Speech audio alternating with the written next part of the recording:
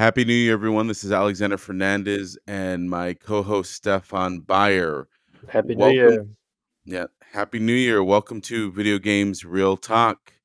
Uh, it's the start of the new year, Stefan. How you doing, man? Yay, it's 2021. It is 2021 and it's already We've started made off. it. Yeah, I Maybe, know. maybe. I know. Maybe that's it. Maybe we did. So now we're here. Man, it has been an action-packed first week, hasn't it? I mean, yeah, it's good It to know that doesn't at least we're feel talking. different than 2020 just yet, I just have to say. No, it doesn't. It really doesn't. But the good thing is that we're all here, and we Yeah. hope everyone out there that's listening is safe, healthy, that your families are doing fine, and that everything is going the way you planned. And obviously, we know that 2020 was a kind of a year for us all. I guess it was the day, well, actually, the year the Earth stood still, pretty much. And Mm, 2021 should be better off for everyone. Hopefully, fingers crossed. What yeah. do you think, Stefan? I think it'll be better.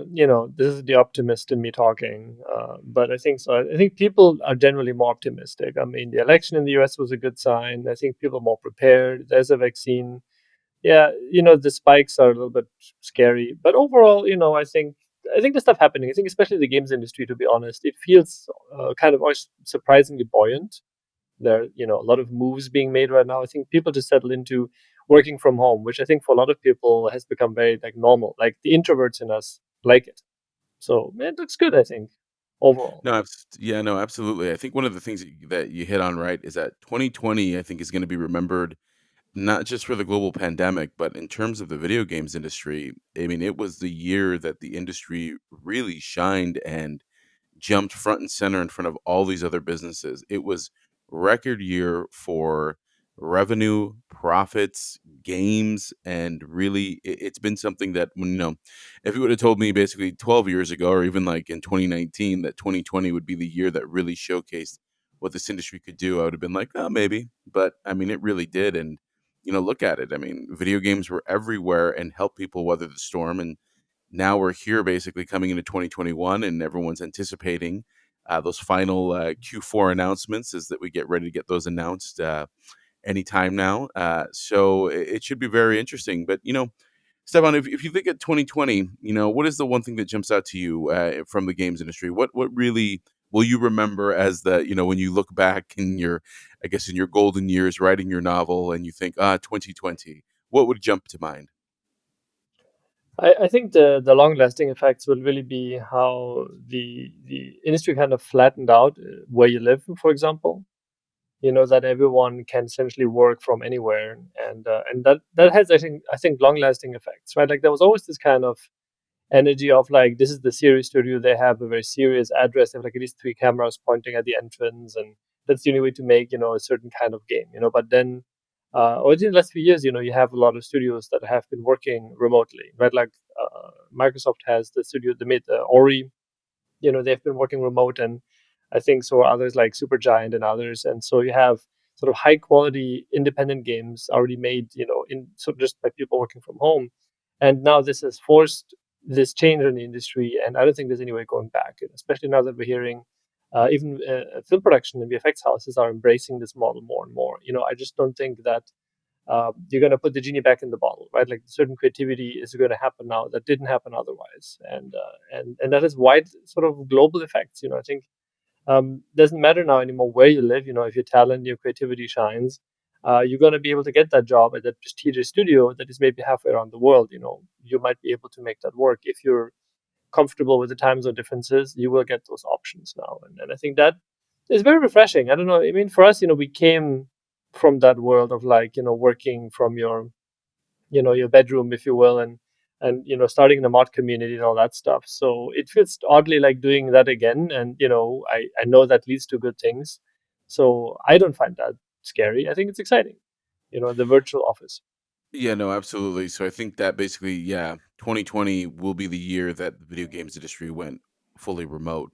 And if you sit down and you look at the fact that basically this industry has always been kind of homebrew, then became professional, and then effectively expanded into large scale organizations, you can start to see that just how effective remote work can actually be. I mean, talent is global, work from anywhere, anything is possible. Now, obviously, there are challenges that are associated to working from home, which we have an entire episode dedicated to that that's coming up here. But if we were to look at basically the entire concept of working from home and what makes that so, I guess you could say, infatuating and so intoxicating to people, it's really the opportunity to maximize your time and really deliver that level of quality and that level of capability that you know you can do. Now, obviously, why traditionally that hasn't been something that most employers embraced was because, well, obviously there was a computer infrastructure needs, there was basically security concerns, as Stefan rightly pointed out. There were the 3 video cameras pointing to the one door that no one actually knew where it went.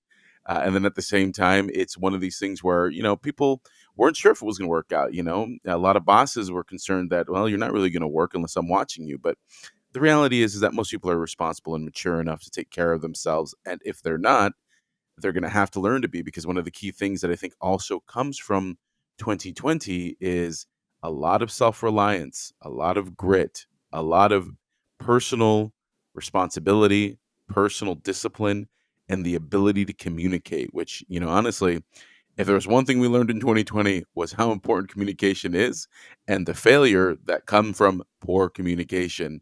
But you know what? That's neither here nor there. And I think it's safe to say that work from home is definitely a theme that is moving into 2021. I mean, Stefan, we've been out of the office since March of last year, and it just continues to work forward. So, for us, just, I mean, nothing's changed. It's just like we're Hmm. still at home working and utilizing the same technologies that we have, and things like Streamframe, and we continue to move forward. So I guess 2020 and 2021, it just kind of looks the same, doesn't it?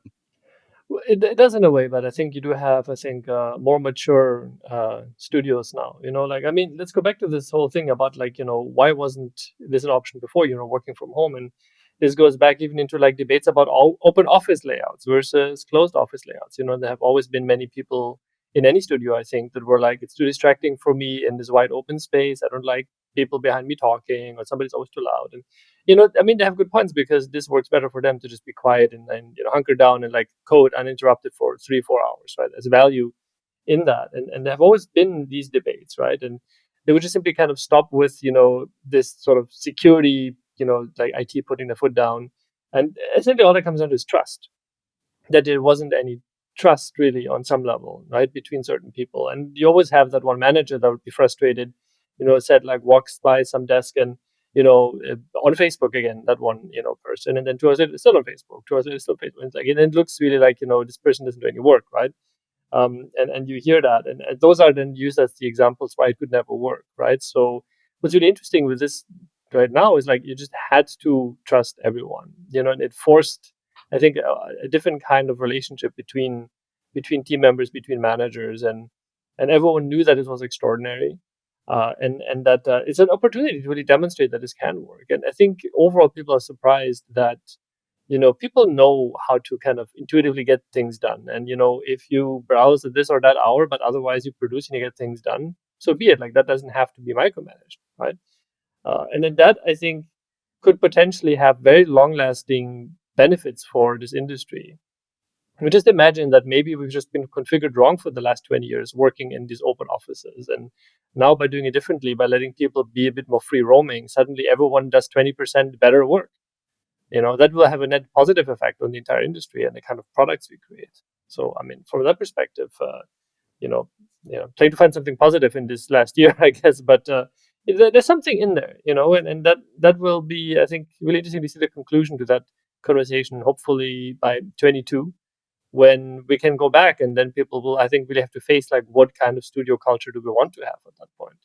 If we go into this, like what I love about 2020, really the entire concept of personal accountability, personal responsibility, drive, ability to communicate, clarity of information, accuracy of details, everyone became their own business. If you really look at this, Hmm. every person had to set up their office, had to maintain their communication lines, had to, talk to their upline, talk to their peers, talk to their subordinates, ensure that the team was working and everyone was in it together. I think this is something that when I think about 2020, everyone was in it. We were all in the shit, so to speak, to use that term from the military. I mean, there was no Yeah. other way to do this. And that, I think, really steeled a lot of people. It really brought out the best and it also demonstrated to some people some real things that they need to get better on. I mean, one thing is to say that, oh, the individual team members, oh, they need to get better, but the other side is that management had to get better.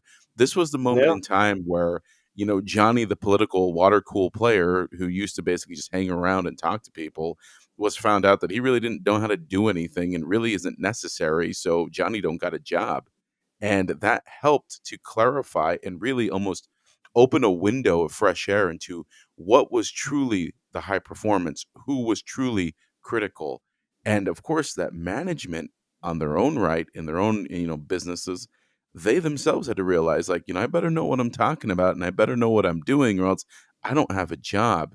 I think this is something that for most companies and really for organizations around the world, we really realized what was critical and what was a nice to have. And I think this is something that, as we start to look through what effectively is the wreckage of 2020 and we find those positive moments, we begin to see what the future of work looks like.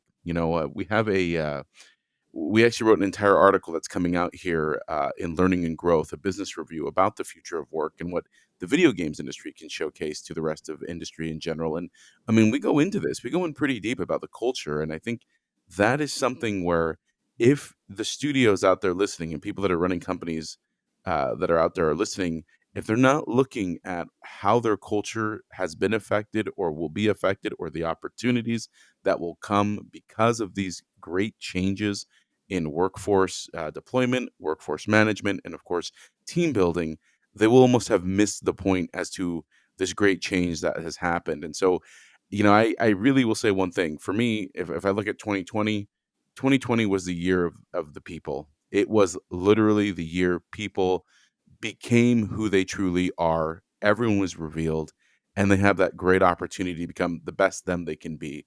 As cheesy as that sounds, 2020 really is about you knowing who you are, and 2021 is bringing the great things to yourselves. At least that's how I look at Stefan. What do you think?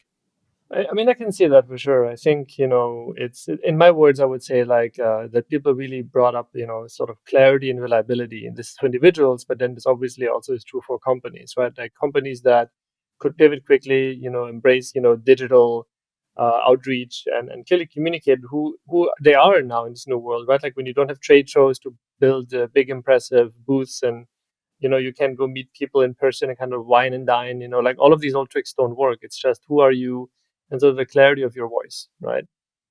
And I think that is even true for individual meetings. I've noticed that in the last 6 months, especially in our teams, they've been better with the small talk, but also with their clarity and their confidence getting into like early conversations, right? Like nobody's really sort of shy anymore. Like, oh, what do I say? Or like, like people are overall more just kind of like, to the point, but also comfortable kind of being on camera, oddly enough.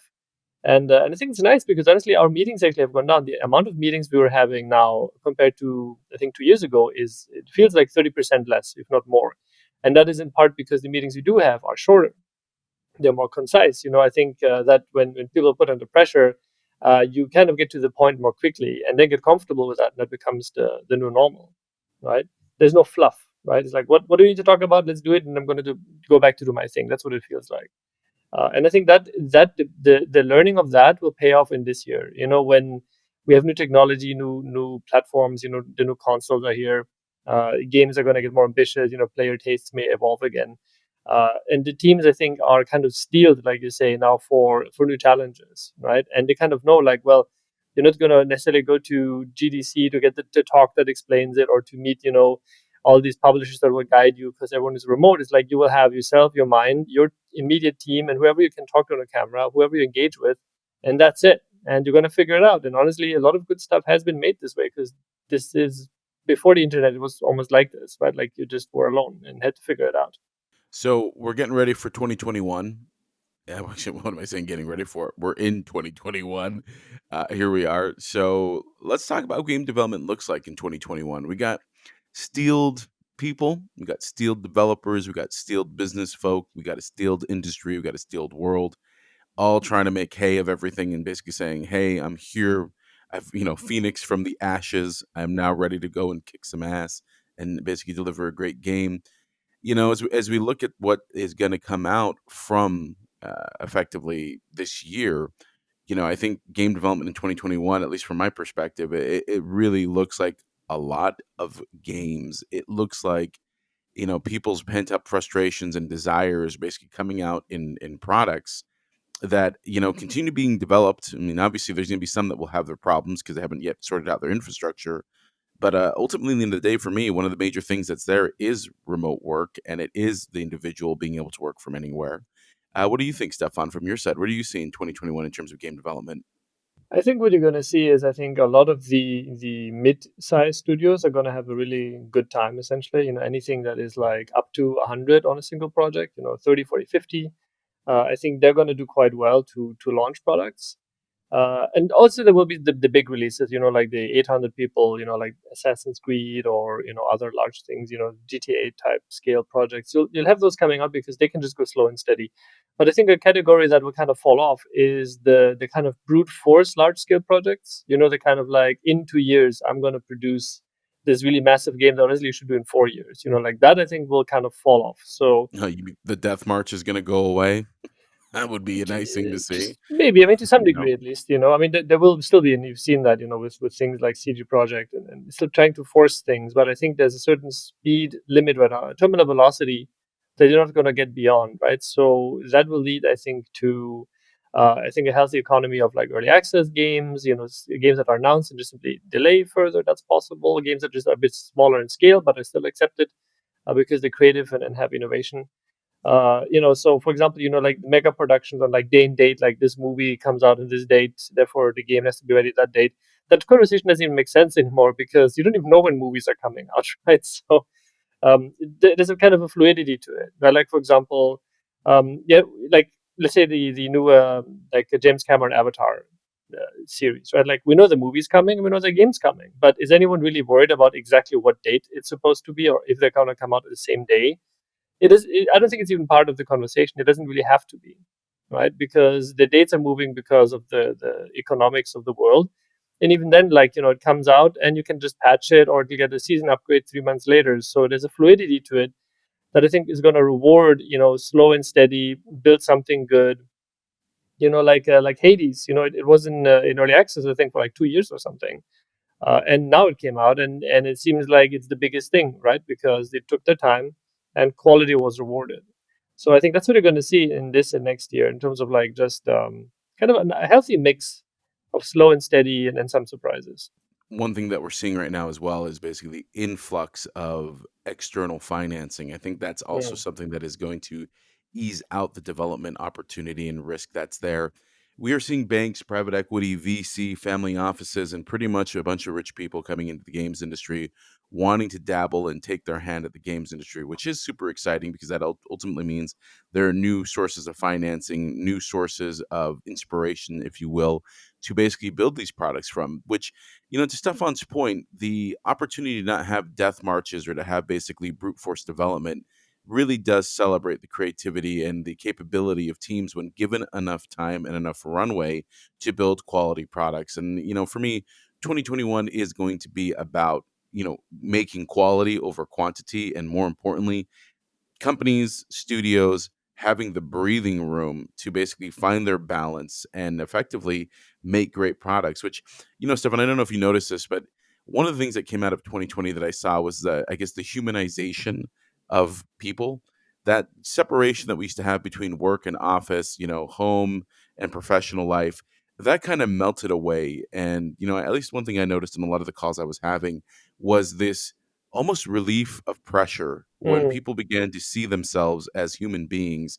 And it's like it was like that Avatar moment. I see you. It was like everyone's like, yeah, I see you too. And it's like, well, there you go. And that mixed with this influx of capital, this new money that's excited and hungry and only sees opportunity, is really creating an interesting, I guess, balancing effect to the industry. And at least something that I'm really picking up on here is that it's almost like a renaissance. I mean, I don't want to go all the way there because, I don't think anyone's going to be making the Sistine Chapel anytime soon, but I do believe that the desire to see greater, higher end quality projects made by small teams, made by independent studios, I think that's coming. And you can kind of feel that because Yeah. pretty much anyone and their dog can get money now. Well, I mean, the money is only the beginning, right? I think you're right, though, that for the first time we have an influx of money, while there's also, I think, a strong trend of like sort of humanizing and kind of bringing balance to the force kind of thing, right?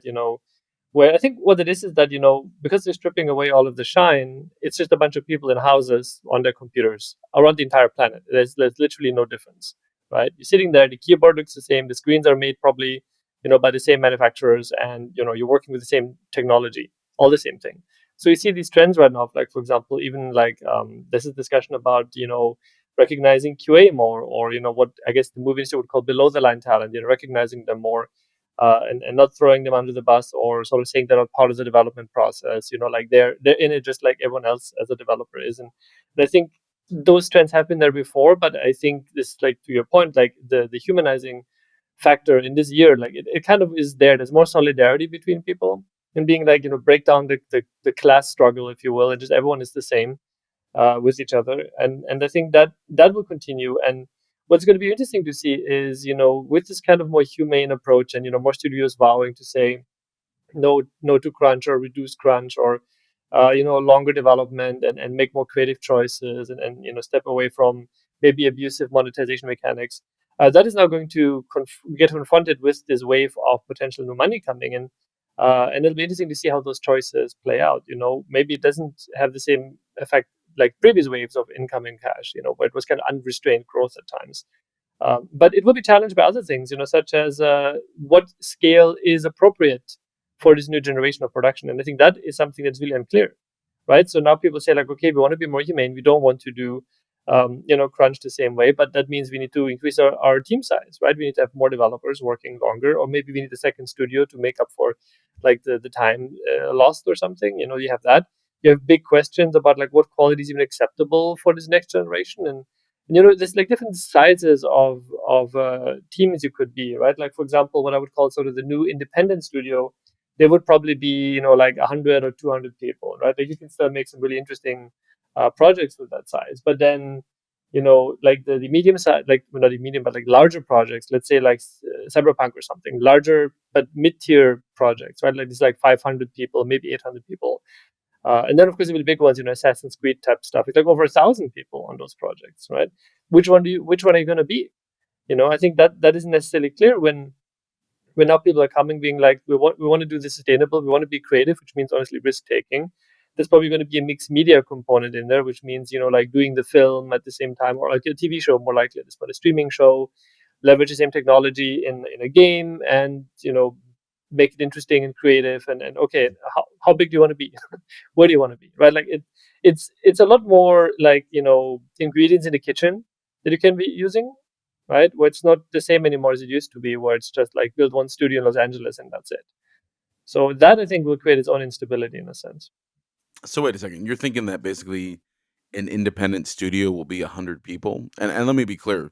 When you're saying independent, you're not saying like in India. We're not talking about five guys in their mom's house. We're talking about what do you mean by 100 person size indie Well, studio? like the new independents are really the ones at this point. Like what is the average independent studio of that type? They have probably been around for 10 to 20 years. They may at this point like maybe Tencent has a minority stake in them. 10%, 20% or something, right?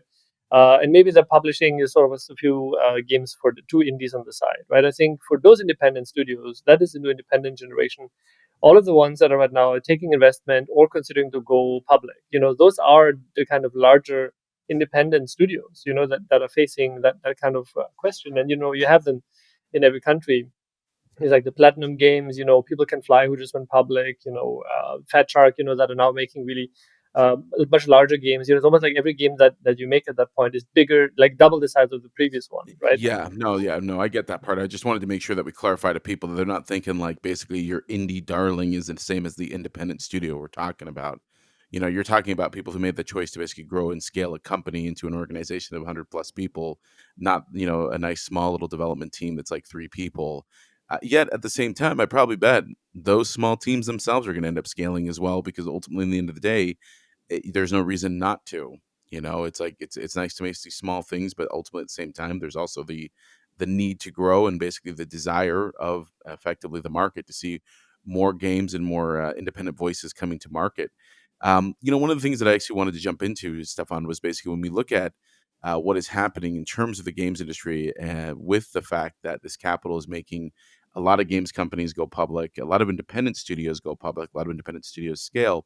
We start to see basically this kind of creeping in of these other interests. And, one of the things that we've been seeing for 2020 and into 2021 was basically how independent studios are basically turning into, and where are they going. And I think you say something that I think is really correct here. It's the fact that they continue to grow, but also their funding sources are changing as well, because maybe they do have 10-cent money, maybe they do have strategic money from an independent investor or some form of private equity.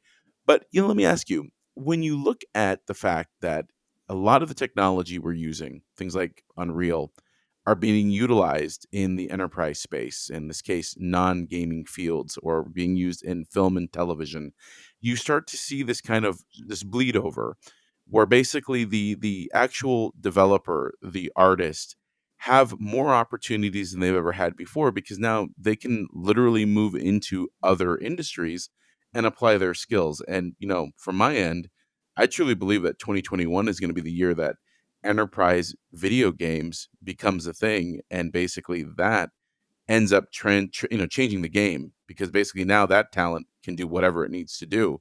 What do you think on that side? I think that's true. Obviously, in one regard, I mean, we worked on Balenciaga and other projects, right? So we're doing a lot of mixed media stuff already. We're seeing that kind of interaction. I wonder if at one point, something like the Unreal Engine just will feel kind of almost like it's Windows or something like this, where it's just a given that anyone can use it. But I don't know if that necessarily will lead to like a lot of people in games suddenly transitioning into, let's say, the movie industry, right? Because they could already do that. Like for a couple of years, honestly, if you're really good, let's say, character artist, you can pretty much choose: do you want to work in the VFX side, or do you want to work in video games? So like the tools on some level of like anatomy and like building characters is actually somewhat comparable, right? uh, and you choose to do one or the other, and especially I think for people that want to be involved with games, they want to be part of the interactive aspect. That to them is more interesting than being part of the art of making movies, so I think it's both true, but it'll be both true and not true. It'll be happening, I think, a different way than we think it is. I don't think there's going to be this huge shift of like artists suddenly hopping into the other thing just because they're using the same kind of base technology.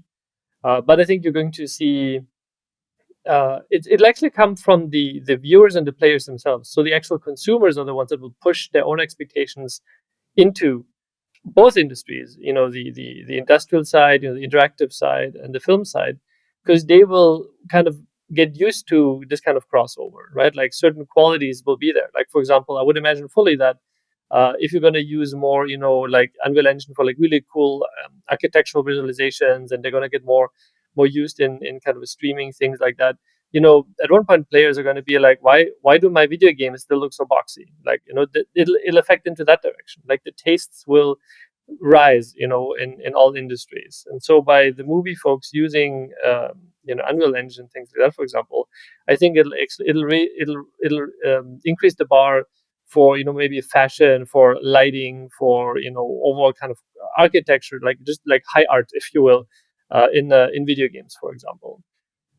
That'll be sort of, I think the long term effect will be more what you're talking about. I don't think it's going to be 21. But the embrace of like the industries, the outside industries of games. How much the games industry honestly will notice that, I'm not sure, because the industry tends to be pretty inwards focused. So there might be at one point, it's like like how 3D Studio Max actually is more used outside of the games industry than inside of it, right? For like CAD applications and things like this. But this is like an eye-opening moment for many games developers. So it used to be at one point, because you just don't think about the outside of the industry. So it's I think it'll come down to who is paying attention to what, and what our industry considers relevant to itself. Well, that's funny, because the thing is, like, when I look at it right now, and just from the chatter that we're seeing and things that we're doing, for me, I think we're going to see a new something that we've never seen before in this industry, which is literally the embracing of our way of working, our technologies, our craft, our creativity in these other industries. I mean, the Balenciaga project is a great example of how the video games industry can digitally transform another industry, how basically gaming can help fashion, gaming can help advertising, cars. And honestly, for me, when I look at it and the vision that I see coming, is that I truly see a future in which, engines like Unreal, engines like Unity are effectively, I mean, you were talking about like basically Microsoft and Apple. You have these technologies that power a new way of interactivity outside of entertainment video games. And the entire thesis around how we interact, how we engage, how we conduct commerce, how we go about actually living our lives in this post-COVID world, for me, this metaverse, this is a very real thing. And I think the guys at Epic and Unreal in general, that technology is powering this future. And I know, granted, some people might be like, "Well, I don't understand this," but you take a step back and you really think about what does it mean now that we have seen effective a lot of long-term consumer habits changed in 12 months. Like, everyone now knows how to use a phone. Everyone now knows how to conduct e-commerce and know how to bank. We literally educated the world in how to use technology and basically having to be fluent and good at it in order to survive. So we saw what was basically, let's say, trends of 7 to 10 years consolidate themselves in 12 months. Mm. And I think because of this, our industry, gaming specifically, all of what we do will change the world. And this is one of those things where the genie isn't going back into the bottle. You look at how film production is being done right now, utilizing Unreal for not just for pre-visualization, but also real-time visual effects, where you see basically that same technology we used in fashion, where you see we use it in games, where you see where we do it in commerce and a variety of other industries where people would be like, why is a video game powering this? And this is happening now. Now, I do believe with what you're saying, people may not see it. Our industry may not even care because, historically we only want to make entertainment. But all these seismic shifts basically point to one thing for me. It just tells me that basically the games industry is the most relevant industry out there, and that effectively we will be in other industries helping them transform this digital transformation of industry. The fact that the next generation of commerce is literally video games, empowered by video game technology. Now, that doesn't mean that everything has to be fun. It just means those elements come together. So, that's what I get excited about. Now, granted, if no one sees it, that's fine by me too. But at the same time, I think that's the opportunity. So, if you look at, say, like the Balenciaga project, that was an awesome thing. I mean, basically taking volumetric video, real models, real clothing, putting that into the Unreal Engine and streaming it to all of the people who basically love Balenciaga clothes. It was the 2021 fashion lineup. I mean, that right there is groundbreaking. It literally changed the game in fashion.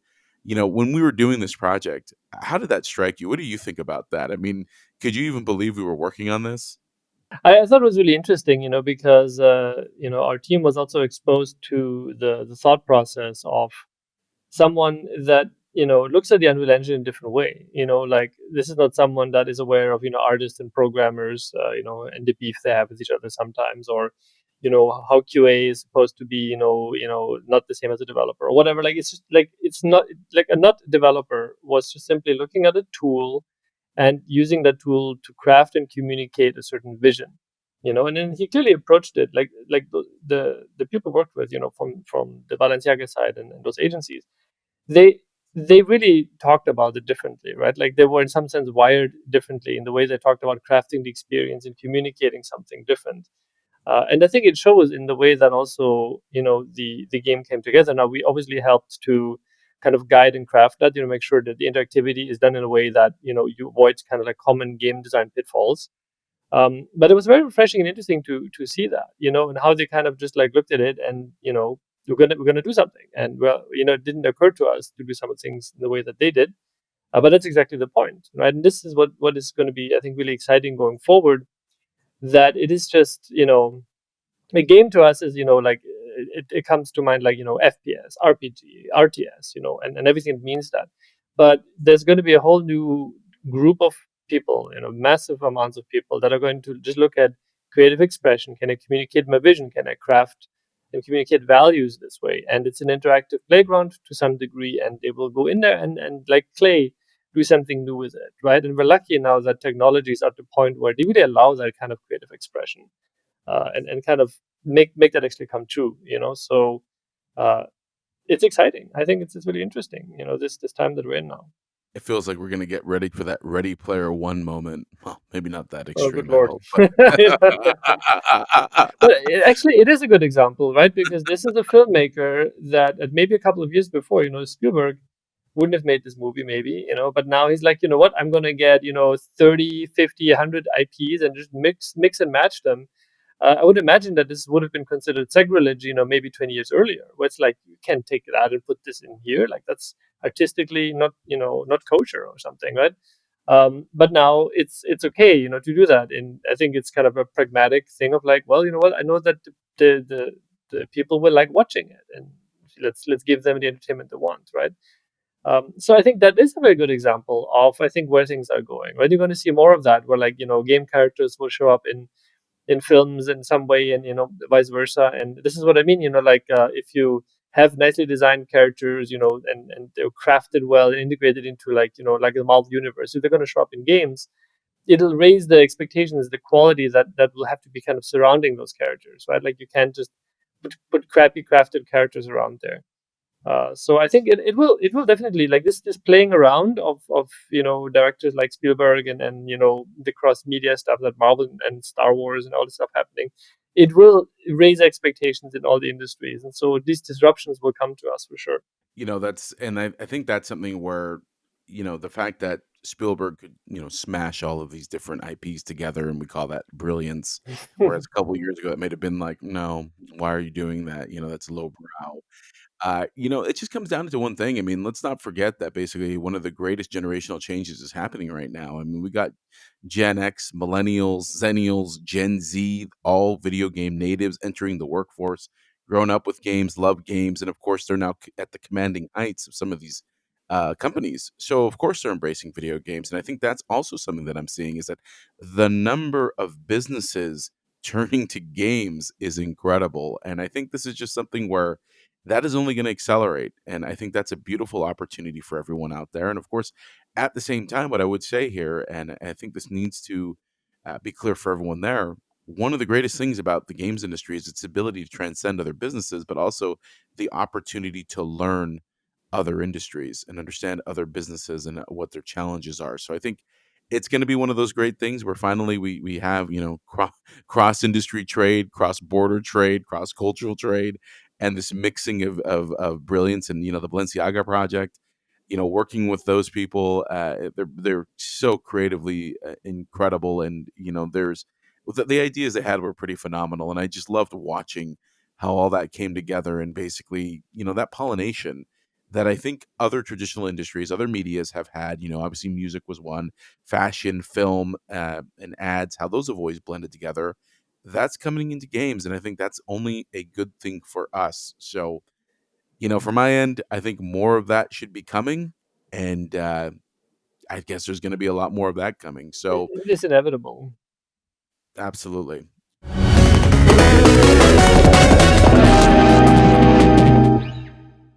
Alrighty. So, Stefan, let me ask you something.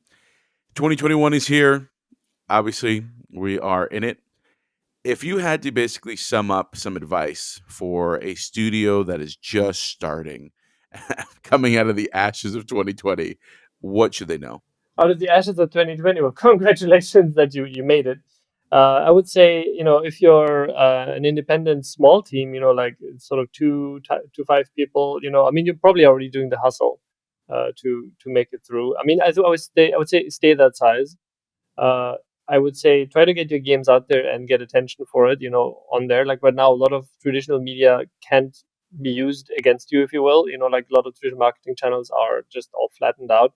Go, use the socials, get your game out there, make a fuzz, and try to stay, without taking money as long as you can. Right? Like try to not go to the publishers just yet. Go get momentum first, because you're going to lose a lot at the moment you do that.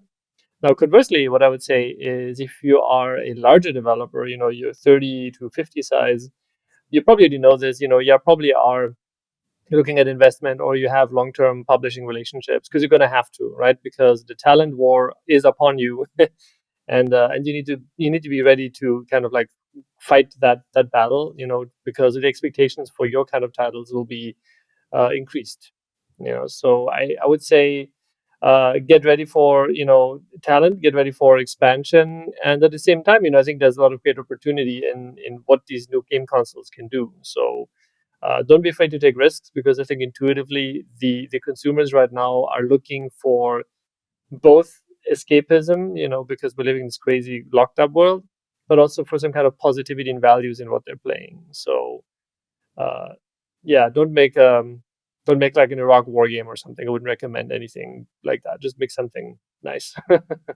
It's funny that you say that because one of the main things that I'm seeing right now is that a lot of these new studios that are coming out there, there's always going to be the temptation to take the cash and, basically sell equity and get themselves into an impossible position without having first created a product. And I think ultimately, if you're a starting studio out there, yeah, obviously you need some startup capital, but if you can basically sweat your way to it to build that prototype, to get that MVP going, and then get your deal, that is going to put you in a better position than effectively selling really early and really short. We're not going to say that the free for all cash buffet will be there forever, but it is something to keep in mind that if you can prove your capability as a team, if you can prove your delivery in terms of what you can build and the talent and the it coalesces into something long enough, you'll be in a better position than you would be if you just said, "Hey, I Yeah. need money before I can even start." Well, I think that's super true. Like, I mean, sorry, like I'm really like emphasizing this point here. Like if you can outlast your competition, if you will, then you have a huge opportunity, right? Like to look at like Among Us or something. These guys have been kind of like working away in a lightweight model in that game for 2 years. Kept it at $5 a pop, and then saw it skyrocketing. Right. I think players very much have a sort of an intuition, a very tuned feeling for when new games are coming out. They're looking at, okay, how is the developer doing? Are they still doing updates 5 months later, 6 months later? How is the game evolving? Are they doing other stuff? Right, like they're not going to give you a chance necessarily if you just kind of give up on those games. And a lot of studios just kind of like fold very quickly after the game comes out because they timed their release with their budget. It's like work for 2 years, launch, and then suddenly you think you make millions. Unlikely, right? You need to survive past that point. So this idea of being like sort of lean and mean and really playing for time is actually a really good success strategy, because if you're still working on a game 2 years later, chances are you're making your game better every month and outlasting other titles. So that's really good. So the thing is, then when we're talking about this, because obviously there's the lure of money, and I think that's something where people always get blinded by money. I mean, we're human beings; we might as well be magpies being flying towards shiny objects. In this case, money seems to be that shiny object for a lot of people. But there is something to be said. Obviously, sweat equity, proving your capability, building your team, showcasing that it works. And effectively being able to do that on your own steam will go a hell of a lot further than basically someone being able to tell you, hey, you only doing that because I helped you make that happen. That's a different type of perspective. And you said something on the for the larger teams that are out there, the 30, 40, 50, person size studios. Obviously you do face a talent war. You face the fact that everyone's battling for the best people, everyone's trying to find the best sources of talent. Then at the same time you have these large scale companies that are buying businesses left and right, and maybe you're getting the good old 1x offer, which you should never take the 1x offer because that's just not, at that point in time you might as well not even had your own business. You should just go work for someone, or perhaps One you get X into meaning, like, maybe want to explain what it means quickly. What is 1X if yeah, somebody so offers you that? basically it's a valuation model that's based upon your EBITDA, or depending on what you tell them, is basically your profit. It's either based on your profit or it's based on your revenue, depending on what you can swing it through. I think what it just comes down to is basically this: is that if you're that 30, 40, 50 person team and you're trucking along, you've made it this far, you've gone through the ashes of 2020, I behoove you to really understand that your value as a team, as what you've been able to create, is a hell of a lot more than 1x or 1.5x. There are some people out there that will try to tell you otherwise, but those people are just trying to rob you. There's no point in doing it from that perspective. Yet at the same time, it doesn't mean anything's free. It doesn't mean just because you exist that you have value. Clearly, this is something where, in the end of the day, your ability to marshal your resources, your ability to build a solid business that has that client roster, that has that team that can deliver, that is also key. So, as you're moving forward in 2021, one of the most important things here is to make sure that you are truly leveraging the changes that have happened in the world in order to build value. And what I mean by this is remote work. Awesome. Use it. The world's talent is at your disposal, as well as basically looking at other revenue opportunities, whether that is in the traditional entertainment space, the enterprise space, or otherwise. Look and find those opportunities. But for sure you will be engaged in a talent war. And I think that this talent war, everyone really needs to realize that it's not just something that, is happening in, in the West or in mature markets. It's happening everywhere. Everyone is looking for good people. Everyone wants good people. But ultimately, in the end of the day, the definition of good people isn't just the hard skills, it's generally the soft skills. And what I mean Mm, by that is basically the hard skills are your technical capability, your creative capability, but the soft skills are even more important is the communication, the dedication, the self-discipline, pretty much everything that you're going to need to have in order to be an actual top performer. And that's something where they don't teach that in school. Funny enough, you don't learn these soft skills outside of your own volition. You yourself have to be the one that makes that happen. And Stefan, when you look towards the future and you see what we're looking at here in terms of that talent war, what do you think these studios are going to need in order to survive the year that's coming? Whether it's talent or otherwise. What are you seeing on your end? well, one thing I've noticed is a bit more attention to kind of how you call it, like self care and like um, kind of being in the right clear headspace. Take care of yourself mentally and physically. I see that.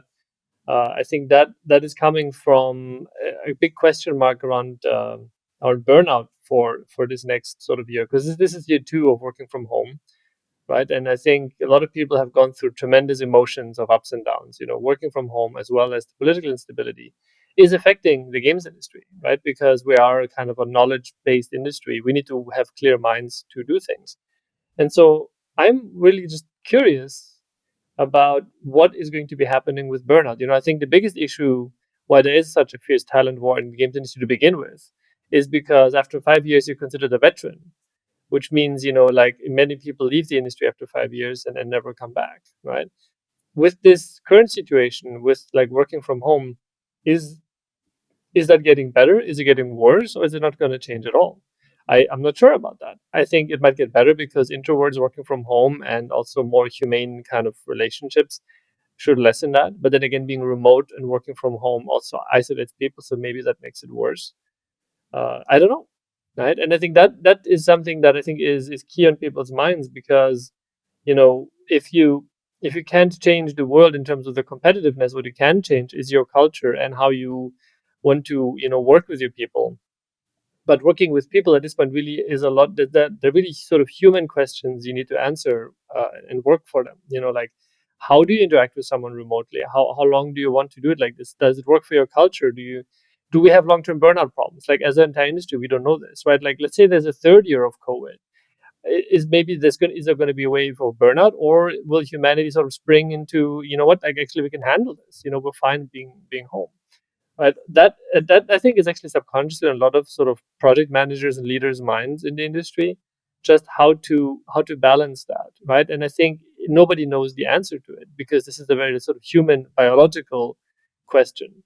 What does it kind of take to make us fulfilled, to keep us happy? Is it maybe once a week you have to do yoga sessions with everyone and, like, drink coffees or to get drunk with people on camera? Is it sometimes you have to take a risk to go outside? Is it just restructuring how things work? That I think is going to come up more and more, and I don't mean in a cheesy way, but actually, like, this is a serious concern for people. Mental health is always been an issue in the games industry. I mean, we really do have a mental health situation in video games, whether that's on the consumer side or the developer side.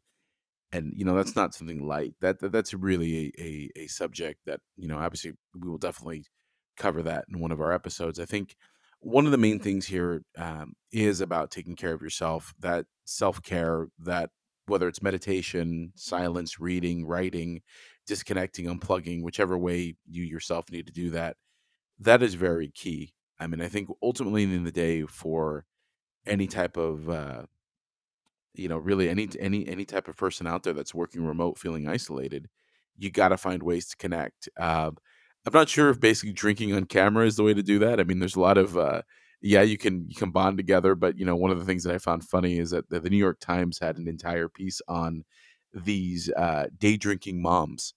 Basically, at one point it was great, but the next thing you know, it was like 2 bottles later, 3 bottles later, it was causing a lot of problems for them. So That's always something where it doesn't necessarily always make sense. But obviously, you got to basically measure yourself, and I think ultimately to what Stefan is saying, taking that moment, taking that breather, being able to basically rest up and make sure you're fine. I think that's very important. And I think that is going to be a challenge for management out there, basically realizing how to make sure you don't grind your people out. And also for the people to be able to speak up and say, hey, listen, I need a break. So, definitely for the development studios out there and for everyone out there, please do take care of your mental health and make sure that you are absolutely taking care of yourself so that there is that there are no issues and that you can be okay. So, that's definitely something that everyone should look at and keep in mind. What are you excited about for 2021, Stefan? What do you think? What is making you super excited for this coming year? I think just the creativity that is going to be at play. I just think I don't know, like it feels like there are interesting kind of projects out there in the works, that are a little bit more, smarter, immersive. It's good stuff. I mean, I don't know. I know that Cyberpunk wasn't a great launch, but at the same time, I do think it's actually a bit of an interesting game. There's stuff happening in there that shows, I think, kind of pushing the craft of storytelling forward. And now I like some of the things I'm seeing, like that, for example, Star Wars is no longer in the EA chokehold. That makes me happy, right? Others will get a chance to do stuff like Ubisoft Massive. These guys are doing things, and you've got Machine Games where they're making an Indiana Jones game, I think. These are all really high craft studios, and so that is exciting to me that we're seeing kind of like I don't know, some corporate decisions getting reverted there. Like I think EA tried really hard to milk that franchise for everything it's worth, and now that's kind of getting undone. So maybe that is a good sign for other titles as well. I think that's exciting. I think the leaving behind of the PS4 generation is also going to be good as well. Because you're going to see again more interesting creative titles coming up. And yeah, I just think that our industry sometimes can feel quite jaded and kind of like following trends too much. I like this kind of broadening of the scope that has been going on recently, and I think that is going to just bring strange surprises. Just like weird games, just they don't really make any sense, but suddenly they're here. Like the other day, I saw a game is like um, it doesn't make any sense. Like you're romancing a soda can. Like that's the game. Like it's more like an app or something. It's completely ridiculous. But I enjoy that you find like weird titles, and they're all produced actually at pretty decent quality. I think the Unreal Engine, Unity kind of make that happen. So you just never know. I think there's going to be an interesting game every month where you're going to be like, oh, that's interesting. And I think that is very exciting. For me, basically, I look at 2021. I totally agree that basically these great changes, the chokehold being removed. I'm sure Vader would find our lack of faith disturbing, but it is what it is. At the same time, I think one of the great things here that I'm seeing is basically all of these like incredible different variety of industries and sectors rushing into games, and at the same time seeing how much this industry has meant to everybody during 2020 and how much more I believe we have as an industry to show the rest of the world. I find that super amazing. And I think that honestly, watching those changes, watching all of these different parties come together, that's going to be a lot of fun. And I think obviously on the entertainment side of things, I think that we're just going to see some great games coming out here, which is always fun to do because we are gamers. uh, obviously, gamers that's also like business too, and I love the game development craft. But the other side on this as well is, I'm super excited to see all of these new voices Mhm. enter the games industry. I love seeing all these different countries, all these regions, all these subcultures, subgroups basically coming in and making their mark on the games industry. So I think 2021 is definitely going to be a year that will be unlike any other. Hopefully better than 2020. I think it will. Just, I mean, can't get any worse than that, But then again, those could be famous last words.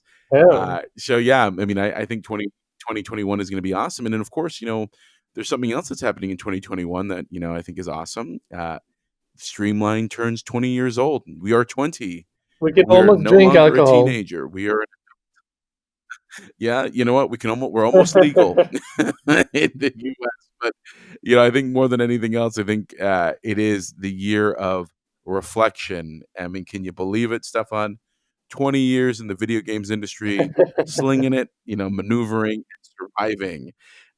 Wow. And, we're going to be talking about that throughout the year. But, definitely, man, I think if I sit back and I just thought about this the other day, it's like looking back 20 years of the company, 20 years of our journey, 20 years of working together. I'm blown away at everything that we that we thought was going to happen, that did happen, everything that didn't happen, and then of course the adventure and the journey that got us to here. And hell, man, I'm looking forward to another 20 years of insanity and swashbuckling, so to speak, type of opportunities. It's just really fun, like to see how things have evolved, and you do learn a lot, and you can luckily put that to work in Streamline with us, and that makes me happy. Yeah, absolutely. Well, it's funny because a friend of mine always reminds me, he's like, never forget that Indiana Jones went on multiple adventures, and how much treasure did he ever bring back?